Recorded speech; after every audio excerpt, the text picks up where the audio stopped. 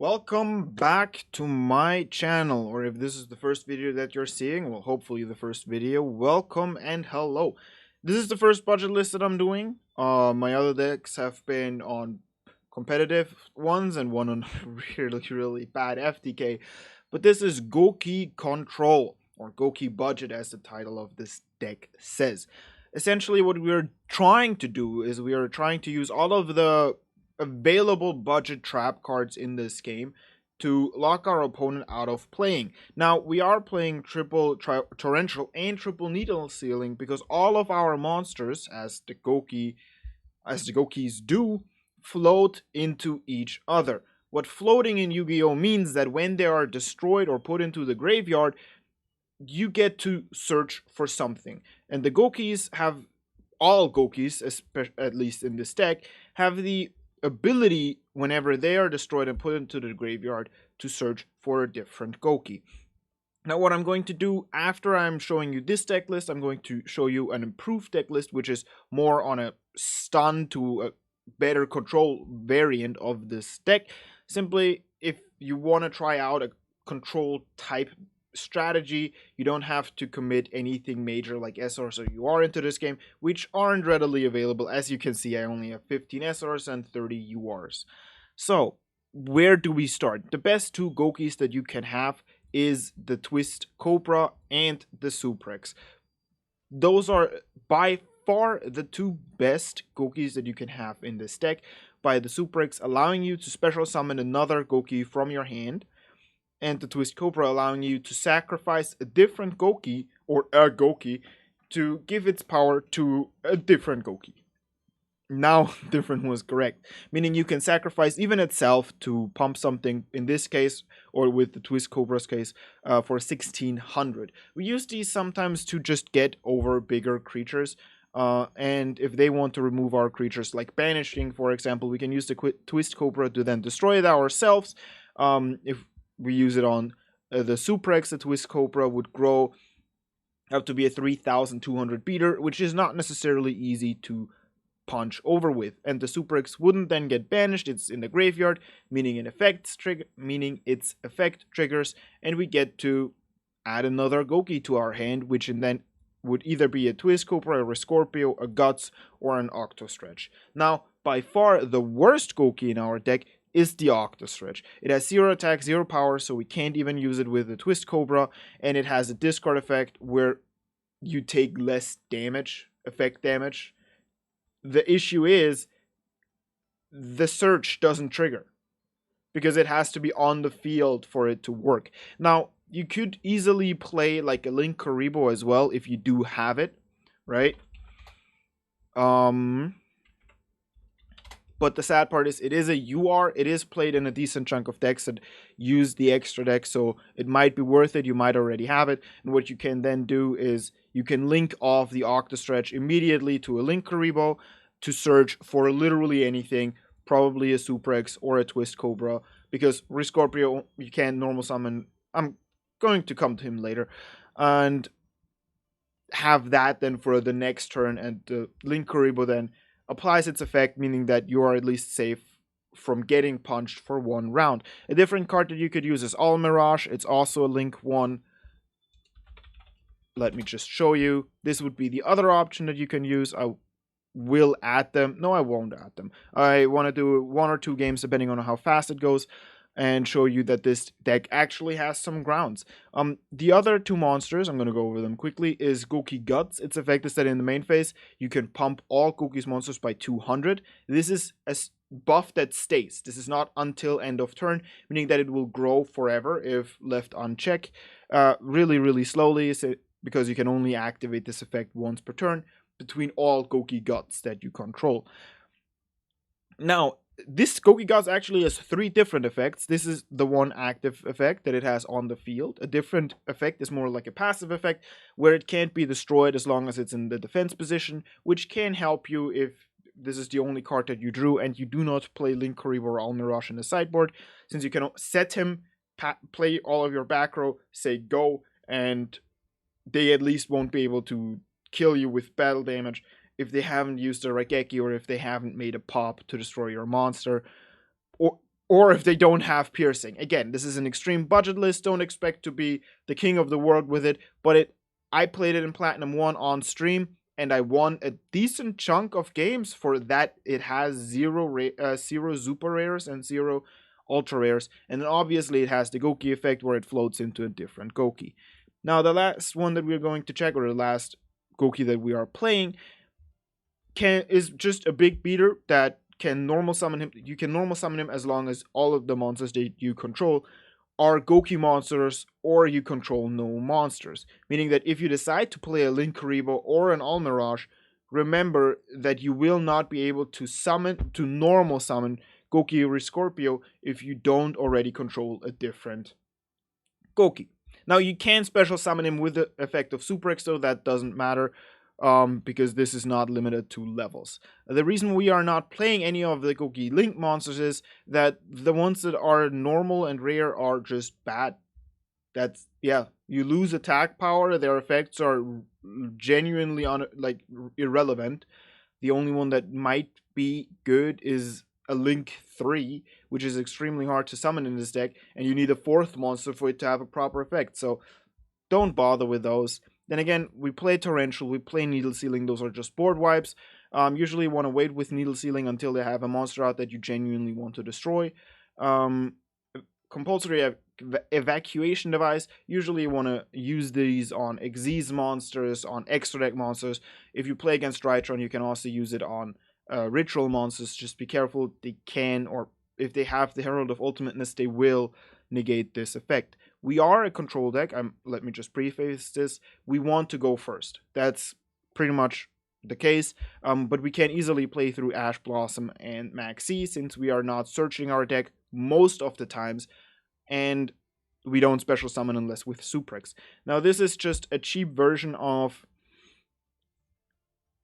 a monster negate in the sense of Solemn Strike. It only works on the activation of a monster effect, but it also negates and destroys. It is from the Trap Tricks archetype, but we can just make use of it. It's a rare that works under any circumstances. A Floodgate Trap Hole, we just have one slot open.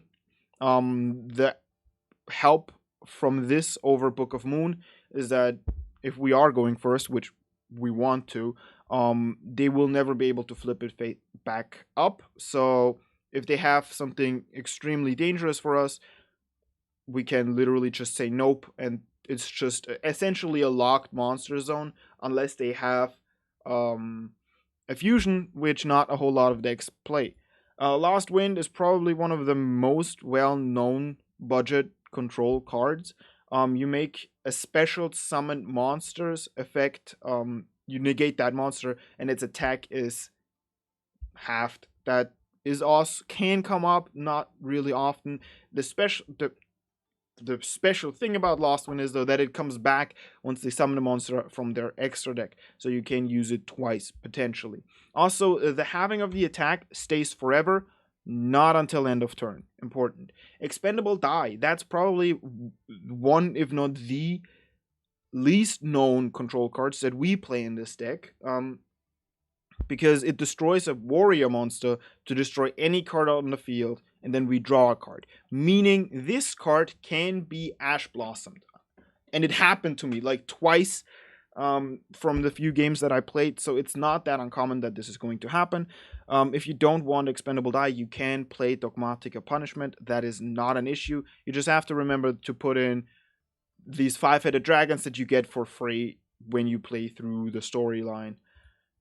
Yeah, the upside is to playing Expendable Dies. Again, all of our creatures float, so we not only get our creature back into our hand, but we also do draw a card, so we can search for a Super X, for example, and if we draw another Gouki monster, or if we already had one in hand, we can now special summon that as well. Then we are playing both Horns, Horn of Heaven and Black Horn of Heaven. This one negates special summoned monsters, and this one negates any summons of any monsters, but we do have to have a creature on the board. They're just budget versions, again, from Solemn Strike and Solemn Judgment. Before I hop into the game, I would want to show you Gouki Control, how I think it could be played without any restraints on. Now, obviously, you could just play Goukis, but if you want to stay more in the control avenue, then this is the way. Obviously, the extra deck, I just wanted to be fancy and put in a bunch of URs. You can obviously cut all of them. Now, if we look at this main board, though, there are a significant amount of upgrades that we do. For example, we swapped all of the horns with Solemn Strikes and Solemn Judgments. We swapped the Floodgate with an Imperial Order, which for some matchups is literally just an auto win. Sky Striker cannot play if there is an Imperial Order on the board.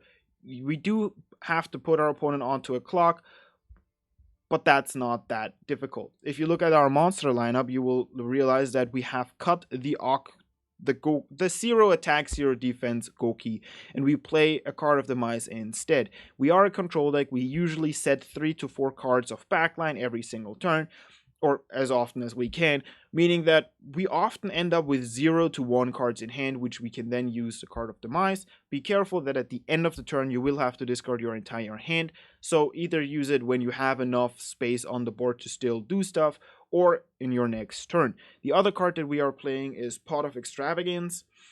It's, again, because we don't use the extra deck whatsoever, we can just use this Pot of Extravagance over the other pot, because this one doesn't have our damage.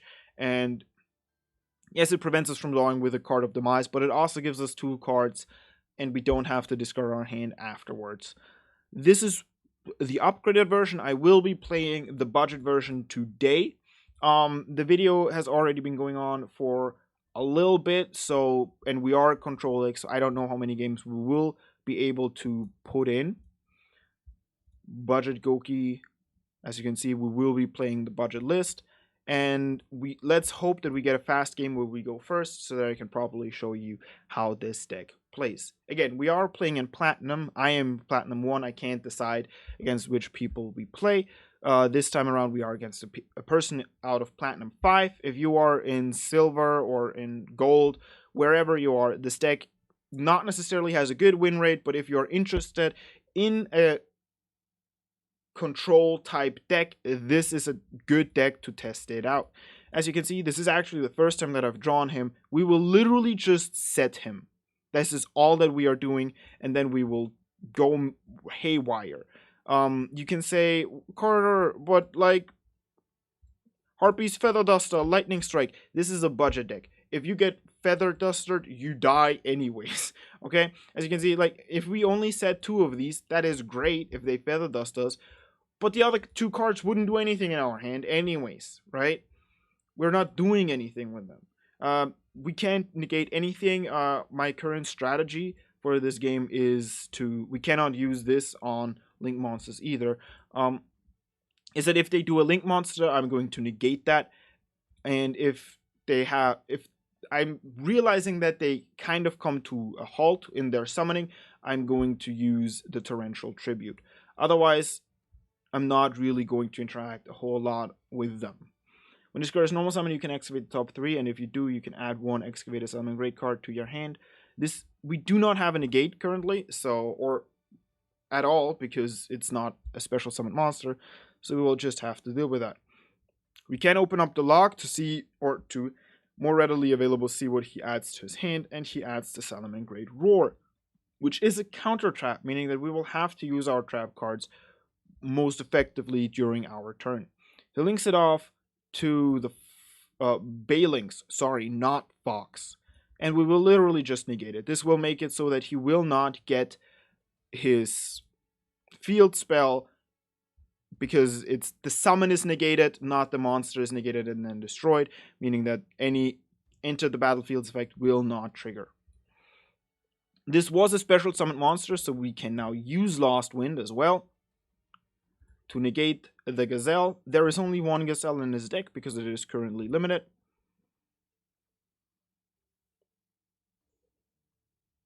And that happened. Now he does have a second Balings, which he can go into.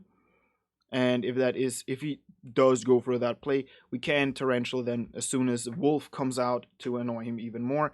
And since our Octostretch floats into different Goukis, we will go into the Scorpion, simply because the Scorpion is the biggest creature that we can make. There's his second Balings. Usually, I believe, Salamangreat decks play 2 Balingses, so that's that. Now we can get our Lost Wind back from our graveyard. This will not negate the activation, it just will set it again. He gets both parallel exceeds. We will not activate torrential right now.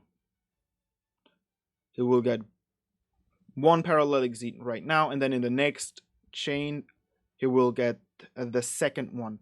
There is this field spell which allows him to link the same monster off into itself, meaning that he could make a Balings into a Balings.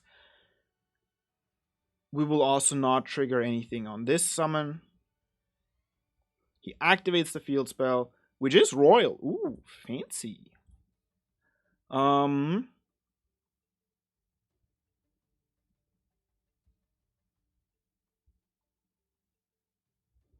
Okay. So it has a life gain function, and yeah.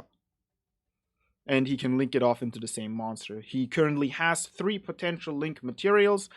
I believe the wolf is only 2, so let's see what he does. The bug for Salamangreat got removed, if I remember correctly, so there currently is nothing fishy going on. We do have another negate here. He knows about this negate. We also have a floodgate trap hole, so if he summons anything big, we can just say no, and it's gone forever. This is the replacement with Imperial Order, which in this game would have been actually huge because we would have stopped the Salamangreat Circle, and we could have let the first one resolve because the Salamangreat Sanctuary also would not have worked. He goes into the link 2 with a Crooked Cook. While you control no other cards on this field, this card is unaffected by other card effects. Once per turn, quick effect, you can detach one material from this card to destroy as many other cards you control. Okay, I will floodgate it to set it in defense, because it's only unaffected by card effects as long as he doesn't control anything else. Maybe he will blow up his entire board now. He doesn't. Okay, it is flipped face down. It can be destroyed by battle. Usually the Crooked Cook can't be destroyed by battle, but in this scenario he can, simply because he doesn't have the right hand shark. He doesn't attack. He just passes, which is fine with me. We draw a card, which is a Horn of Heaven. We currently do have a creature on the board, so I will just set and say go. Our creature on the board is sadly a 0/0, so it can't do anything. As I said, it's the worst creature. If we had drawn a creature, I would have normal summoned and then activated the Torrential Tribute to just destroy it. Where's my drink? He summons the Salamangreat Jack. Once while this card is in your graveyard, you can target one Salamangreat monster in your graveyard except Salamangreat Jack. Shuffle that target into the deck, and if you do, special summon this card to your zone. Doesn't look like he can do anything about that. I will blow up everything here though, which was also going to remove his link monster, so the Salamangreat Jaguar should not have an effect. Here comes the counter that we knew he had, which is fine in my books. That is some weird art. Like the proportions are off. Like, why is this so far? I don't know. We can stop the Sunlight Wolf with the Horn of Heaven, which we will do. Sacrificing our Octostretch, which is going to destroy that. Also disabling the effect of the wolf. We will get... Oh, yeah, there. We could get the Rescorpio. We know that his defense monster is only 200 big, so I'm only going to get the Suprex, because he might still have a normal summon. We can check the logs. I'm not sure if the Jago was normal summoned. It was summoned, not special summoned, so he should still have... So he doesn't have a normal summon left. He can't link off anything. What do you do?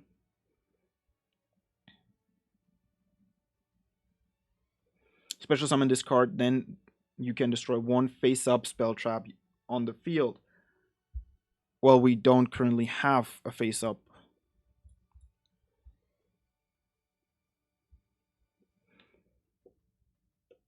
So he gets another monster. So he gets another... Oh no, he chooses the circle.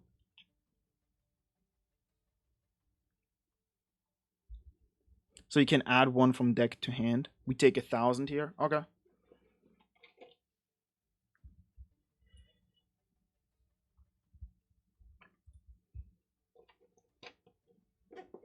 There's no point of me ever destroying the Crooked Cook um, as the first target. So I will not be doing that. We did draw another Gouki, that is why we added the Suprex over anything else. We will normal summon him, activate his effect, get the Twist Cobra onto the field as well, and now we are capable of destroying both of his monsters. We will start with this though. He does use the Imperm, which is no problem for us.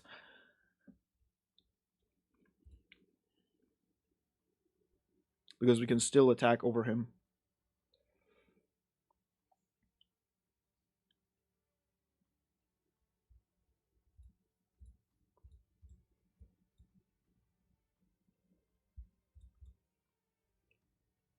This video seems to be dragging on a little bit already, so this might be the last one.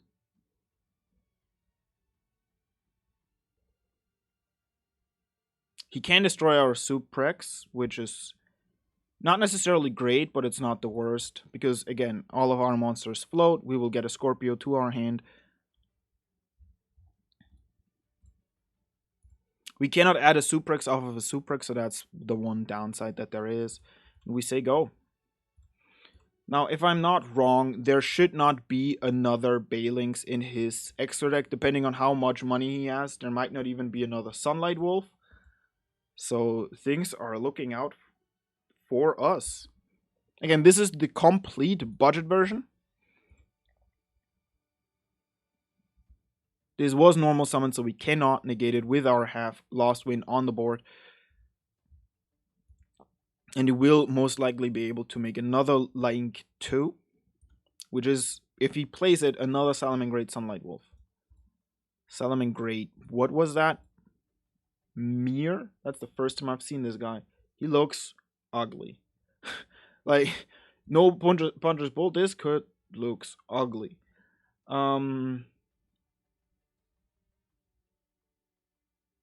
Okay. I assume that he's going to link it off. If he punches us for 1700, that's also fine. We can literally just play the Scorpio and punch back. Over the Lady Debug, which doesn't have a graveyard effect. Slowly but surely, we are devolving into a beatdown deck. So that is that.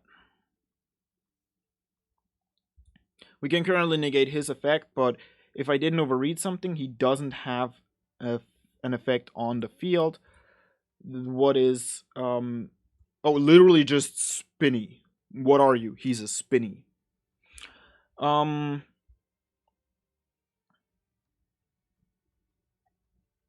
Okay. If you control a Salamangreat monster other than Spinny and this card is in your graveyard, you can special summon this card but banish it when it leaves the field.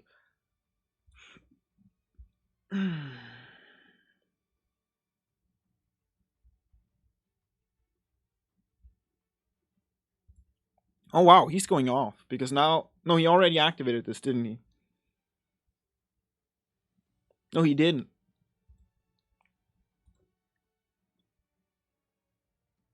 Oh, but he would need to discard his Spinny. But you can literally special summon Spinny off of its own effect if you pump it and then you get it from the graveyard.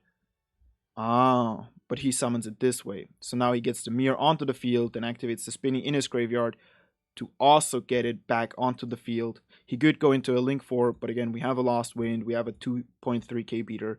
I'm currently not scared. I assume he's going to go into Access Code Talker. No, into a Sunlight Wolf. Okay.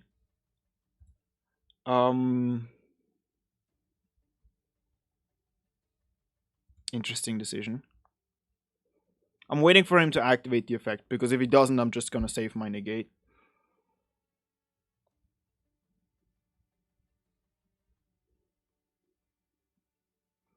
I don't know why he didn't go into an Access Code Talker. He did have 3 materials, or did he not get this back yet? Now Jaguar reacts. Great. You can target one Salamangreat monster in your graveyard, except summon and shuffle that target into a deck, and if you do, special summon this card to his own. Okay, so he gets the Jaguar back. He shuffled a Balings back into the extra deck. And there's the Jack Jaguar.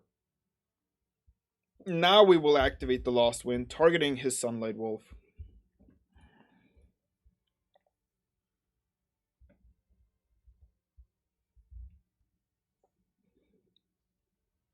This will also not kill us now. It is a decent chunk of damage, 3,500 and 900. So 4,400, but we have a 2.3k beater on the board next turn, which he cannot beat over.